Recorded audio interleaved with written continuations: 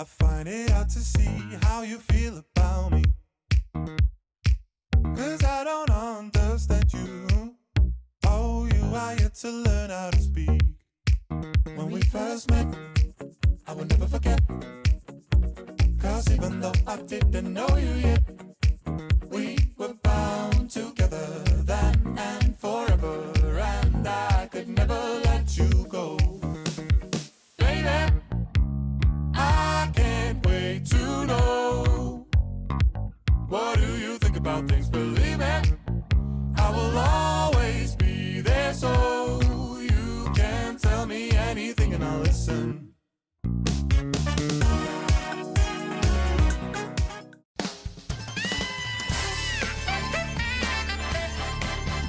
It's Wednesday Night Live with Brian Drew, Reagan Chapman, Grace Sellner, Brooks Chapman, Holly Blaze, Melissa Adams, Isaac Harris, Michael Agnew. Ladies and gentlemen, your host for the evening, the myth, the legend, Brian Drew. Week 5 of Wednesday Night Live, we are here. It's been a great week. It's been a great Wednesday. We had a pop-up party in a park earlier today. We had softball this past Monday. So it's been a very fun week with everybody, but it's about to get more fun with Wednesday Night Live. Tonight we have Inner Banks episode 5 dropping, and we have some other staff videos coming at you. So I hope you enjoy this. If you are watching right now live, take a picture, post it on your Instagram story, tag us, and you will be entered into a drawing for a $25 gift card of your choice. So be sure to do that. But in the meantime, let's tune in to Inner Banks episode 5. So the goldmonger said there's something about gold involved? Yeah, he said something about there being gold, but he said stay away. Something about gold? Yeah. Well, if it's gold, I think we need to get it. Well, yeah. I don't know, guys. It's pretty high stakes. This goldmonger guy seemed pretty serious. Maybe it has something to do with the map, but I don't know how we're supposed to get to where the X is if it has these blue squigglies and that cross with like things. You think that would be water and fire. Oh, that's a really good idea. Nice, dude. So we gotta go to the dungeon. That's where the gold is. Yeah. I guess. Only makes sense. Let's go.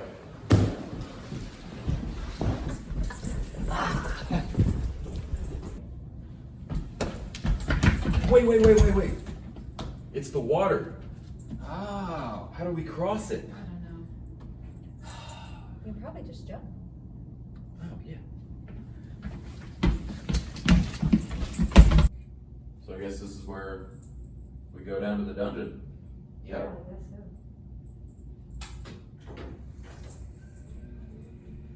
Here we go.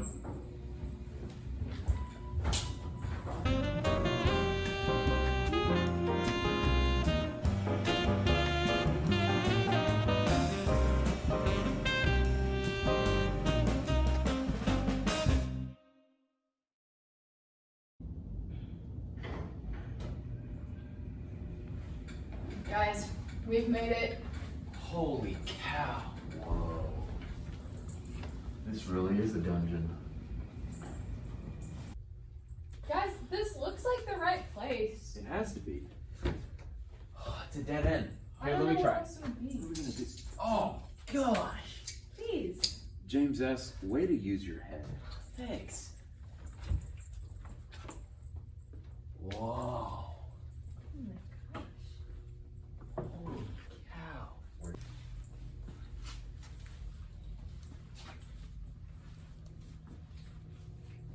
Oh my. Well, now what? Torture devices. There's so much stuff. What are we even looking for? I don't know. Gold. Should we try that little area back there? The one that says caution, do not enter. Yeah.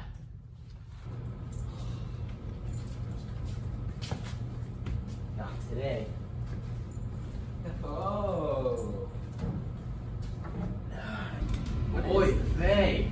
Pope Francis translate. Oy vey. Whoa! Tiara. It's so heavy. Holy cow.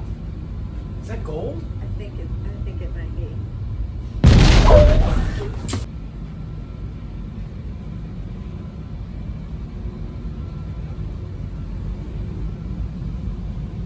Gosh, my labrum. What was that? Are y'all okay? Barely. Was that the fire that the map was talking I about? think it was. Hope so. Wait, What is that? what is this? Careful.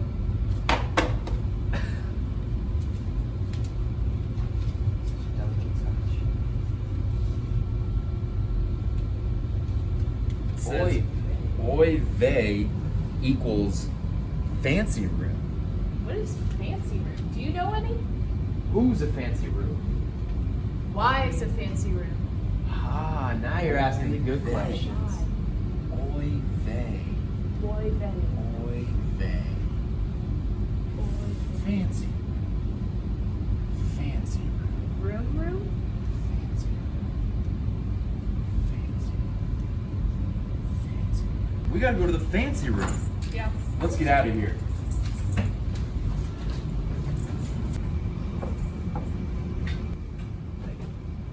What happened? Tiara? Wait, Where's Tiara? her crown. Oh no. Where'd she go? It was the gold monger. He got her. I knew he was gonna come back. What should we do? We gotta go to the fancy room. Oy vey. Oy vey. Oy Let's go. vey, let's leave her.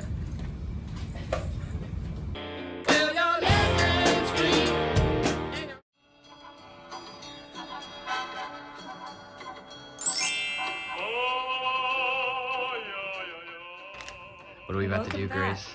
to Pranks Part 2. We will be putting these little babies all over the office for the staff to find. Come with me.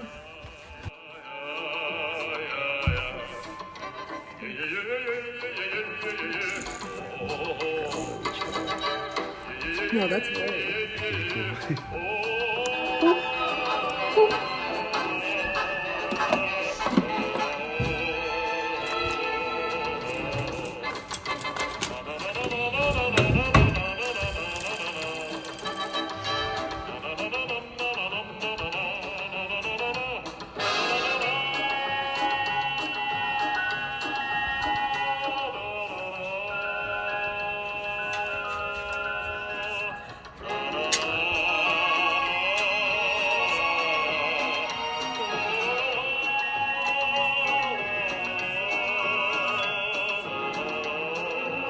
Can I get some of these for lunch?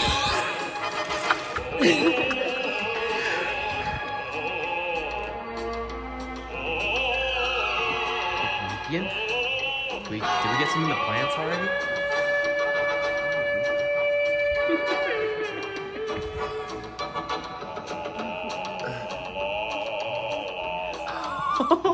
Hold on. Oh, wonderful.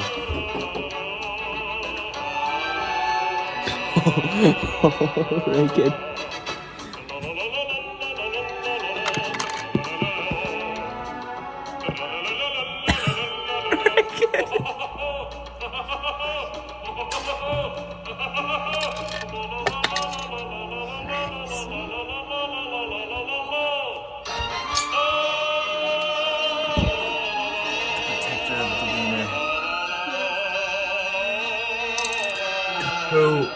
Oh my god.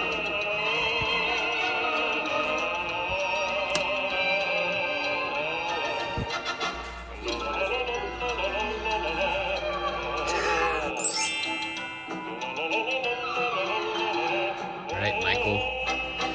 It has been about a week and a half, and Michael's just been informed that there's still hot dogs in his office.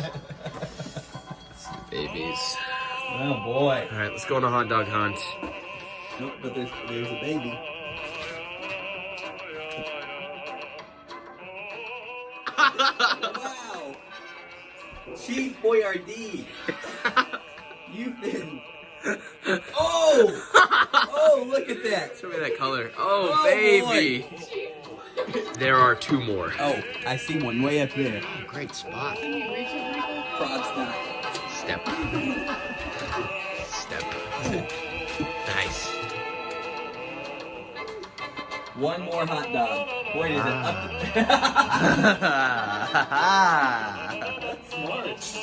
Name tagging that coffee cup, so I took it back.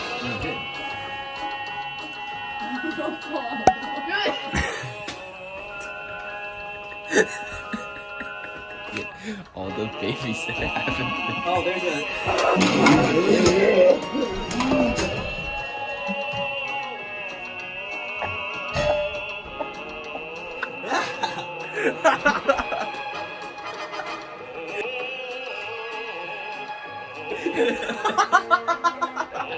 Oh no, my coffee!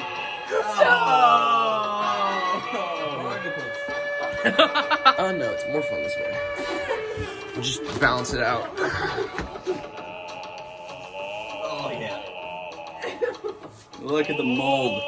Oh, is she? Oh, wow, she's ripe. Musty.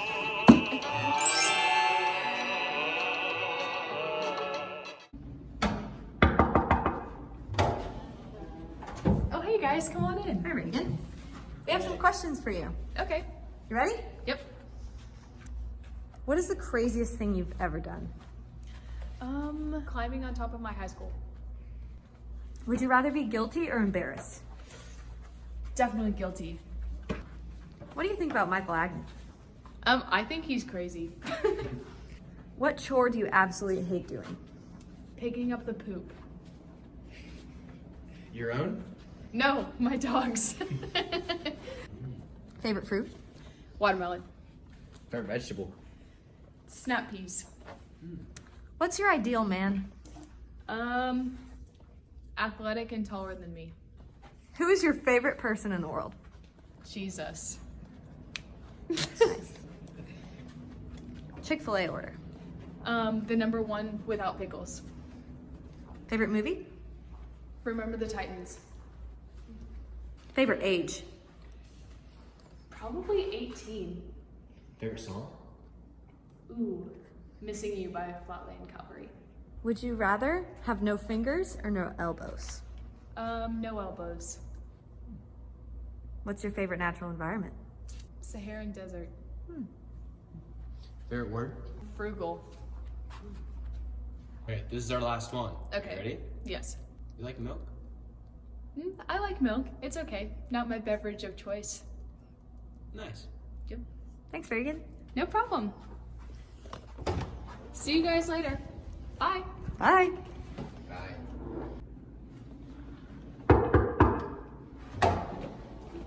Hi, come on in. All right, we have some questions for you. Okay. You ready? Yeah. Would you rather live permanently in a roller coaster park or zoo? Definitely a roller coaster park. Ooh. Would you rather look like a potato or feel like a potato? Feel like a potato. Would you rather never be able to express yourself accurately or always have to say the exact truth? Always have to say the truth, for sure. Gotcha. Would you rather have a permanently clogged nose or a piece of green food always stuck in your teeth? Permanently clogged nose. Favorite go-to snack? These are actually really good. What's your favorite vegetable? I'd have to say cucumbers. Fruit? Grapes. What's your spirit animal? A sloth. What's your favorite A&M tradition? The war hymn. Who's your favorite Yell leader? Blake from 2 years ago. Go to Starbucks order. An iced vanilla latte with blonde espresso. Favorite toe? I would have to say my ring toe. Gotcha. Ideal man? Ooh. Kristoff from Frozen. Go-to show? The Office. Or Love Island. What's your favorite natural environment? Definitely the coniferous forest. All right, this is our last one. Okay. Do you like jazz? Yeah. Nice. All right, thanks, guys. Bye. Have a great day. You too.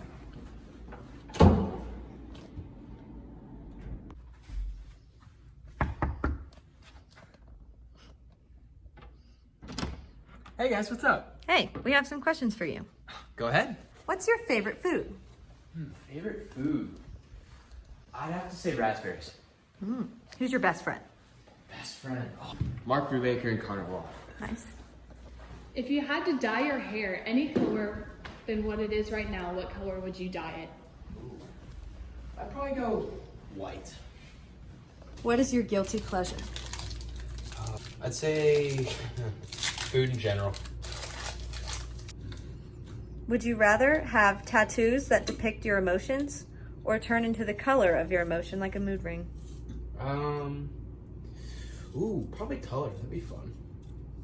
What's your favorite activity? Playing soccer. Describe your dream girl. Funny, athletic, isn't too hard on herself, loves the Lord. What's your favorite game? Ooh, pool. What's your favorite thing about your sister? Nothing. What's your favorite thing about your friend Grace? Everything. Who's your favorite movie character? Spider-Man. Tom Holland. If anyone could play you in a movie, who would it be? Chris Pratt. Nice. What is your favorite snack? Probably trail mix or a banana. Can't be a good banana. Are you good at basketball? Yes. One last thing. Yeah. If you could be any animal, what would you be? Ooh, that's a tough one. I'd probably be an eagle, because they remind me of America. All right, that's all we have for today. All right, bye. Bye.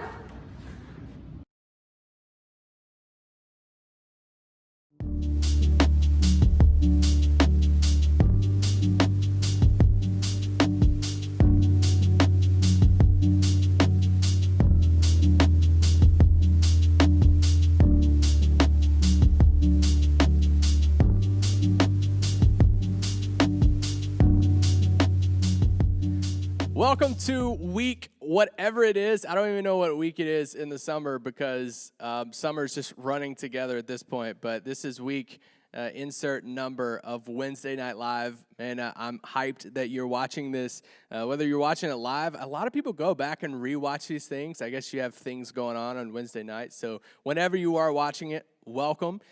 This past week actually 2 days ago, we had a softball game. 11th and 12th graders had a softball game, 9 o'clock Monday night. 17-4 loss. Cody Myers, stick to football. Softball is not your thing. But Haley Gardner, MVP. Haley Gardner with some big catches. So hats off to Haley, not a hats off to Cody Myers. But this week, we're going to continue moving on through some different parables that Jesus talks about in the Gospels. You heard from Holly last week. You get me this week, kind of audible. Michael will be, I think Michael's coming next week. He was going to be this week. But this week, I'm talking about the parable of the loaned money or the investment, however your version or your translation says this. But I'm in Matthew chapter 25. If you have your Bibles, you have your iPad, whatever you are reading on. Or if you're taking notes. But what I'm going to do with this message, I'm going to kind of walk through the parable. I'm going to walk through the parable and kind of describe it, kind of talk about it a little bit, explain it, and then I'm going to come back to it and see how it's applicable to us. Because especially in a time like right now, I know I find myself, it's hard, or it's easy for me to find myself in a spot to where I feel like I'm not using something that I have, or I feel like I'm not really it's hard for me to find purpose right now in this quarantine type of life, or these gifts that I feel like maybe God's given me a resource or an ability or something to do, and it's like, man, I don't have an avenue to use it sometimes, and sometimes it's easy to fall back in this and be like, all right, well, I can just lay low, I don't even have to do anything right now. But that's not what God wants us to do. He always wants us to use what he has given us. So Matthew chapter 25, verse 14. You have this story where Jesus is telling a story about this master, this man who has 3 servants. And he tells the servants before he's about to leave and go off on this journey, and he tells these servants, he's like, hey, I'm about to give you some money. So for the sake of the story, let's just say servant 1, servant 2, servant 3. So the master goes to servant 1 and says, hey, I'm going to give you $5,000. I need $5,000 right now. So if any of you want to give me $5,000, let's go. $5,000 to servant 1. Servant 2, you're going to get $2,000. And servant 3, you're going to get $1,000. Then the master says, hey, I'm going to leave. I'm going to go off on my journey. You have your gift. You have your money. And he leaves. It says right off the bat in verses 14 and 15, it says, then he left, and right off the first servant who received $5,000, I'm reading out of the Message version of this, it says he went to work. He put his gift to work. He went out and he doubled his investment. He went from $5,000 to $10,000. So servant 2, who got the $2,000, he went out, and it said he did the exact same thing. He put his gift, he put his money to work, and he doubled the money. He went from $2,000 to $4,000. But it says the servant 3 man with a single $1,000, he dug a hole and he carefully buried his master's money. Now, part of this that I wanted to point out in verse 14, I think it's 14, it says, to one he gave $5,000, talking about the master, to the other $2,000, to the other $1,000, and this little phrase in there says, depending on their abilities. So depending on who they are, who they're created to be, he gave them a certain amount of gifts, a certain amount of money, a certain amount that wouldn't be overwhelming to them, wouldn't be underwhelming to them. It was the right amount because it was based off who they are. We're going to come back to that. But as we keep going, so 2 of the servants, servant 1 and servant 2, they put their gift, they put their money to work. They doubled it up. Servant 1 said, hey, I'm just going to bury my $1,000. I'm just going to bury it in a hole and lay low for a bit. Well, eventually, as you can probably see, the master comes back. He comes back from his long absence, and it says, to the one who he gave $5,000 to, the servant showed him that he had doubled his money, and the master commended him and said, good work, you did your job well. From now on, be my partner. So then he goes to servant 2, and servant 2 says, hey, I've doubled my money too. I used my gift. I put my gift to work. I made the most out of my resources, and I doubled up my money too. Look, you gave me 2, now I have 4. And the master says, good work, you did your job well. From now on, be my partner.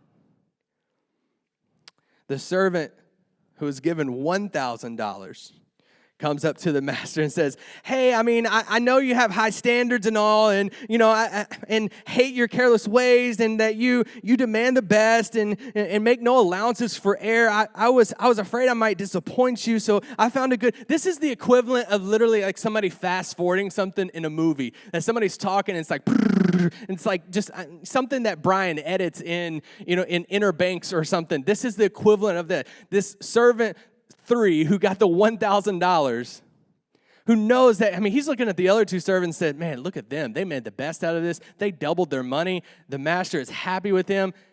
Master came back, and man, I'm just going to sit here and rattle off a bunch of excuses. I'm going to filibuster a little bit with this and say, hey, I'm just going to say all these things. See, so I found the servant 3 talking. So I found a good hiding place, and I secured your money, and here it is. It's safe, and it's down to the last cent. It's there in the ground.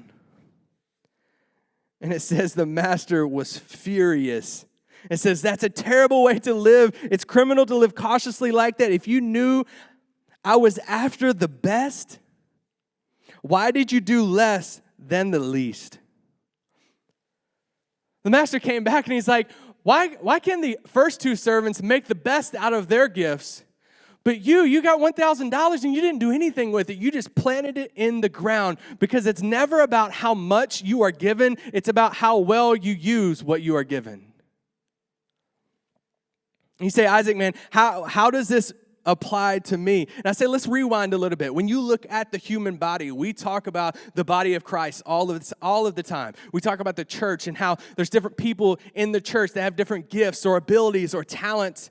You look at the human body, there's a hand, arm, all these different parts that all work together for one purpose. They all have different functions. They all have different abilities, but they all work together for one purpose. We are all given gifts by God. We're giving time. Time in general is a gift. We're all giving time here on earth. We're giving abilities. We're given spiritual gifts. We're given these resources in our life. Some of you are given money in your life. You're blessed with money. And the question is, how well are you using what God is giving you? I look back at that first portion of this parable and that little phrase that I said I'd come back to. When it said in verse 14 and 15, to one he gave 5,000, to another 2,000, to another 1,000, depending on their abilities. God looks at us and we are created in his image and we are given things. We're given talents. We're given gifts from him and these resources and these abilities from him. But we're never given too much to handle because we're giving these things.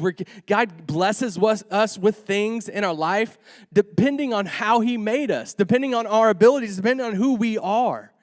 It's never going to be too much for us to handle. I think about, for me in my own life, I mentioned this, if you watched Sunday school this past week, in student ministry, I taught Sunday school this past week, and I mentioned this in my message when talking about Gideon, about how sometimes we get in our heads, we want to tell ourselves that we're not good enough. We want to tell other people that I can't do this, or I can't do that, or man, I feel like this burden, it's just too much for me. God will never give us something, he'll never give us a gift or an ability or a resource that is too much for us to handle, because I fall into that trap sometimes that I was told I'm an introvert, okay? I'm an introvert at heart. I'm a 5 on the Enneagram. If you're an Enneagram person, if you're a believer in that, whatever all that is, I think it's really insightful. I think you can learn a lot about people through the Enneagram stuff, but I'm a 5. Most pastors, most youth pastors, they're not really 5s. Most youth pastors or pastors in general that I saw growing up were the most bubbly people and just bouncing off the walls with all this energy. And I was told when I started preaching at a young age and going into ministry before I head off to college, I was told at a young age, Isaac, you don't have the personality for ministry. And honestly, I would be lying to you if I said it still didn't play a part to me today. I still battle that line sometimes to this day. But there was a line that one of my mentors told me back years ago that I have on my computer, I have on my notes app on my phone, and I remind myself this all the time. And when I was talking to him about this line, how I let Satan eat at me in this of saying, man, you don't have the personality for ministry. You're not cut out for this. He told me this line. He says, the same person who created you is the same person who called you. The same God who created you is the same God who called you into ministry. And it's this reminder that God isn't going to give you a gift. God isn't going to give you a blessing. He isn't going to give you a resource that you can't use, that you can't handle.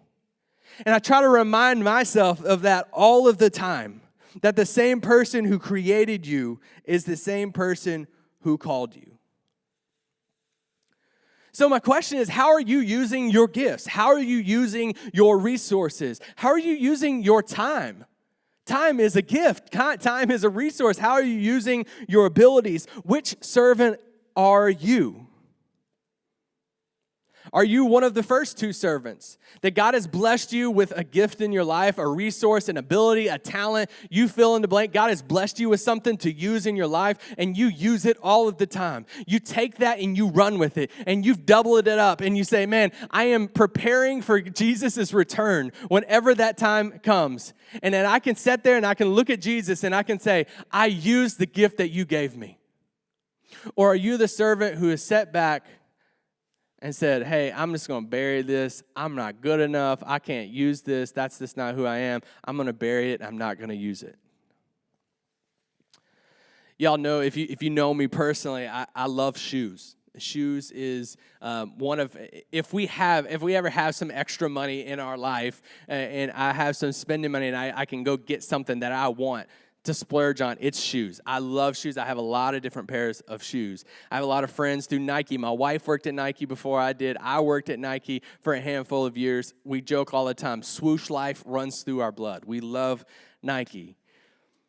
But as I worked at Nike and I had a lot of connections to people through Nike, I see and I hear these things all the time. I hear these stories of people who are sneakerheads, and I'm guilty of this, of standing in line before quarantine and all that stuff, standing in line to get a new pair of shoes that's coming out, that's launching, that's dropping, and it's a hyped up shoe and everything. But here's one of the things. I've seen so many people in my life that will go through these extreme measures and wait these hours and put their names in all these drawings and these raffle drawings and these lottery drawings, and they'll go set in line and they'll camp out at places and they'll drop $300, $400. There's shoes that go way up there, a couple $1,000. And they'll buy them and they'll take them and they'll go home and they'll put them in a box. And they'll never put them on their feet. It's just for display.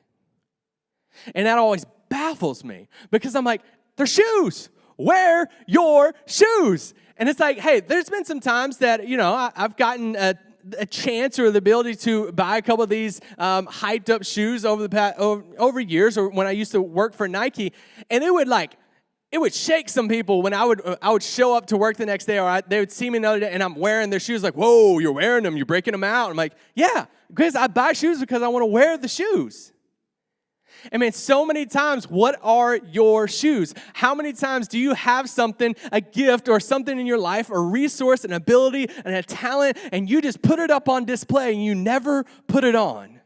You never wear it. You have this high-priced gift or this pair of shoes that you look at it sometimes and you're like, man, that looks good up on that shelf. You might tell you look at yourself and be like, man, I'm actually decent at painting or singing or whatever it is. But yet you never use it. You just bury it in a hole and you come back as servant 3 and you're like, hey, because how many times are we servant 3 in the story that we tell God, we tell other people, we tell ourselves, and we filibuster like he did in servant 3 did when talking to the master, and he just gave all these excuses. Hey, I know you have high standards, all these different reasons and excuses of why he didn't use the gifts that he did.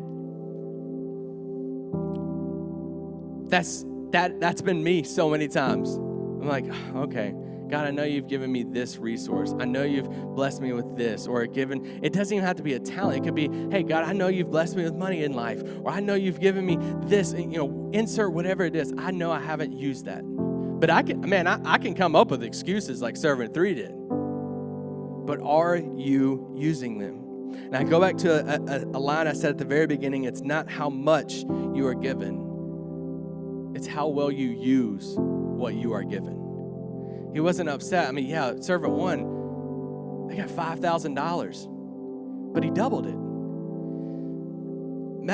When the master came back, if servant 1 did the same thing, he would have treated him the same way as he treated servant 1 and 2. If he just doubled and he just had $2,000 while this master was gone, he would have been happy with him. It wasn't about that he had $1,000 and this guy had 5 and he ended up with 10 and this one still had stayed at 1. It was the fact that he didn't use his $1,000. We could even take it a step further and say, we're not even owners of these things. You can even look at your physical body here on earth. We're not even an owner of our body. We're a caretaker of it. We're a caretaker of the gift of time or of money or these talents or these spiritual gifts or these abilities. We're caretakers of those. We're not owners of those because our time on earth is temporary. Our home, this isn't our home. Our eternal home is with him in heaven. So this comes down to two basic responses, because all of you are given things in your life. There's not a single person that is watching this or listening to this right now that has not been blessed with some type of gift or an ability or a resource or something from God. Every one of you watching has been given something from God because he created you. So my question is, here, which of the responses are you right now? Are you one of the first two servants? Are you investing in using what God has given you as you prepare for Jesus' return? Because, hey, newsflash, Jesus will return one day just like the master did. And I want to be that person that sits there and says, God, you gave me this in my life. You blessed me. Me that I have sinned, I have messed up so much in my life, but you gave me this resource or the talent or ability, whatever it is, you gifted me with this. I want to look at Jesus in his face and say, man, I used this. I tried to use this the best that I could. I doubled up my gift. I don't want to be the person who sits back and says, hey, you gave me this gift or this resource or whatever it is, and I buried it, and I didn't even use it. So are you the one that's investing and using what God has given you, or are you the one that's burying what God has given you out of laziness, pride, or self-centeredness? God has given each of you blessings, gifts, talents, and resources. Don't bury them. Use them. God didn't give you these things for you to bury them in a hole and discredit yourself and tell yourself, I'll use them later on in life. No matter what age you are, no matter what background you come from or what neighborhood you live in, you're all given gifts and you're all blessed from God. Use your gifts. Don't bury them. Use them. Don't just buy the shoes for display. Take the shoes off the display, put them on your feet, lace them up, and get walking. Let's pray. God, I just thank you so much for who you are. I thank you so much for being a God who loves us and created us in your image. I thank you for the gifts and the blessings and the resources and the talents and abilities that you've given each one of us in a unique way. I pray that we can be one of the first two servants that can make the best out of what you have given us and use what you have given us. That it's not about how much each one of us has. It's not a comparison game. It's how well we use what we have. God, I love you. I thank you. In your name I pray. Amen. God of creation, there at the start, before the beginning of time.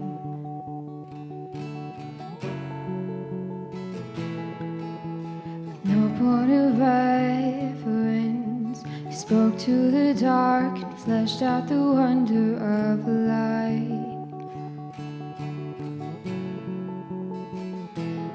As you speak, 100 billion galaxies are born.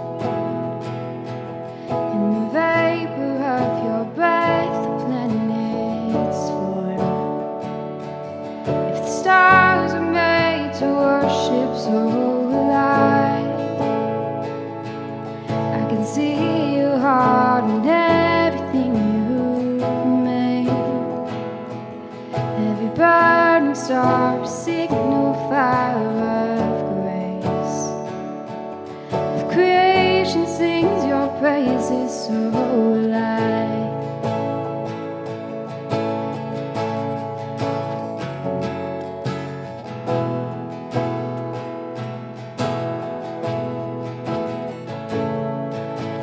God of your promise, you don't speak in vain, of syllable empty or void.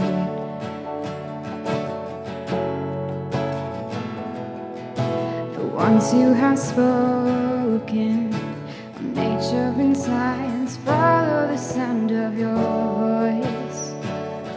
Ooh, and as you speak, 100 billion creatures catch your breath, evolving in pursuit of what you said.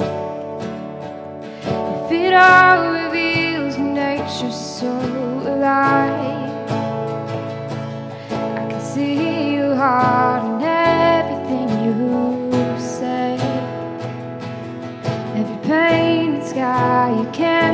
of your grace. If creation still obeys you, so will I.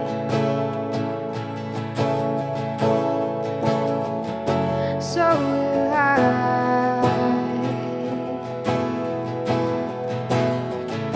So will I.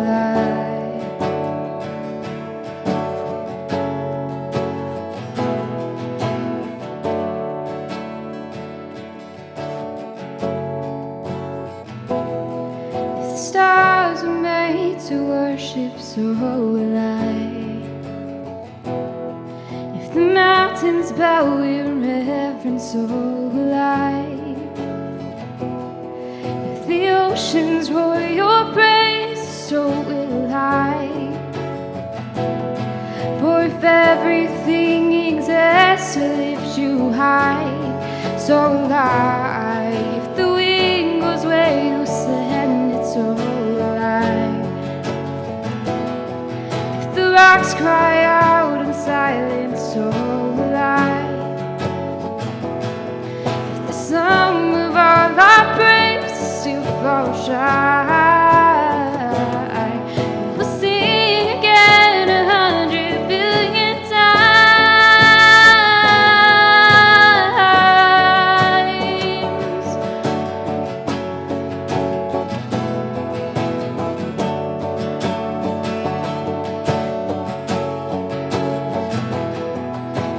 God of salvation, you chased down my heart through all of my failure and pride.